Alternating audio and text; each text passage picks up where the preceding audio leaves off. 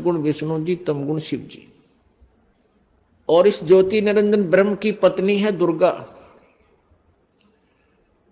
और श्री ब्रह्मा विष्णु महेश जी की ये माता है दुर्गा।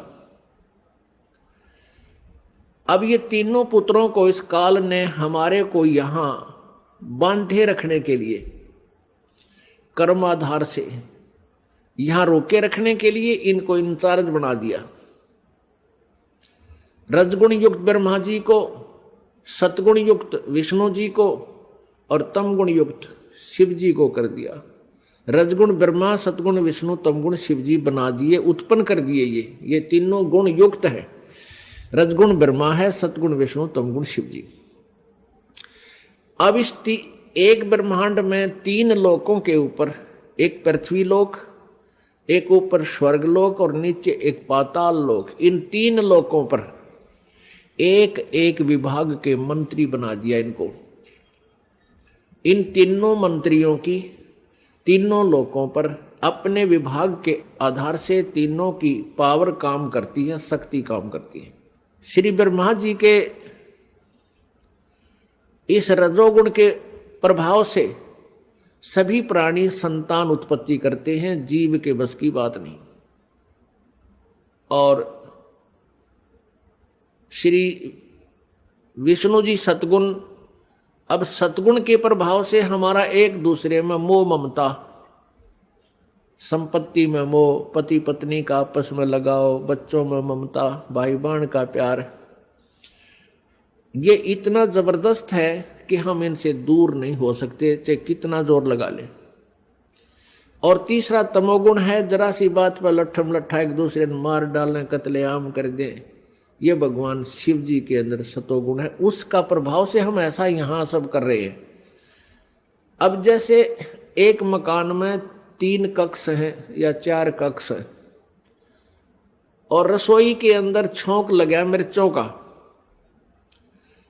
रसोई के अंदर तो वो मूल वस्तु है, मिर्च है, छौंक है, और उसका निराकार शक्ति ने जाकर अन्य कक्षों में बैठे व्यक्तियों को भी प्रभावित कर दिया, और उनको भी छींकें आने लग गई। उनके बस की बात नहीं उन छींकों ने वह रोक दे। तो इसी प्रकार पुण्यात्माओं, परमात्मा कबीर देव ने, कबीर साहब ने इस यथार्थ ज्ञान को हमें समझाया कि ये ऊपर तीनों भगवान रजगुण ब्रह्मा, सतगुण विष्णु, तमगुण शिव जी की अलग अलग राजधानियां हैं, अलग अलग लोक हैं। वो अपनी राजधानी में बैठकर, अपने लोक में बैठ करके वहां से सबको कंट्रोल करते हैं, और उनके शरीर से निकल रही वो निराकार शक्ति, जैसे ब्रह्मा जी से रजगुण शक्ति और विष्णु जी से सतगुण और शिव जी से तमगुण, वो शक्ति, वो जैसे छौंक वाली निराकार जो प्रभाव शक्ति, उनकी वो आकर के हम सभी 3 लोक के प्राणियों को अपने हिसाब से प्रभावित किए हुए। हमारे बस की बात नहीं, ये जीव के बस की बात नहीं। इसके लिए ये ऐसा क्यों किया है कि काल को 1 लाख मानव शरीरधारी प्राणी प्रतिदिन खाने को चाहिए, और उसके कारण हम यह संतान उत्पत्ति करते हैं। प्रत्येक प्राणी संतान उत्पत्ति करता है, और फिर ममता आपस में, आपने देखी होगी बंदरिया अपने बच्चे को सीने से लगाई फिरती है।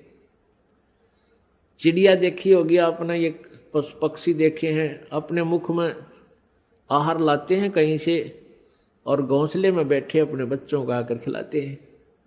आप बाद में खाते हैं, पहले उनको छिकाकर फिर जाते हैं। कितना प्यार है। वो बच्चे कौन से उनके बुढ़ापे में उंगली पकड़ेंगे उन पक्षियों की। चलो हम तो सोचा मैं एक बार बुढ़ापे में सेवा कर देंगे, बच्चे इसलिए हम पैदा कर रहे हैं, इनको इसलिए पाल रहे हैं, नहीं। बुढ़ापे में तो परमात्मा की भक्ति ही हमें सहारा देगी, तब जब वह बात बनेगी। अरे कलयुग के पुत्र तय तो अपने बेराजी सी सेवा करेंगे, और कैसी कर रहे हैं ये आपको खूब विदित है। तो ये सब कारण क्या है? काल ने हमें यहाँ बाई फोर्स और धोखा देकर हमें यहाँ पर रखा हुआ है।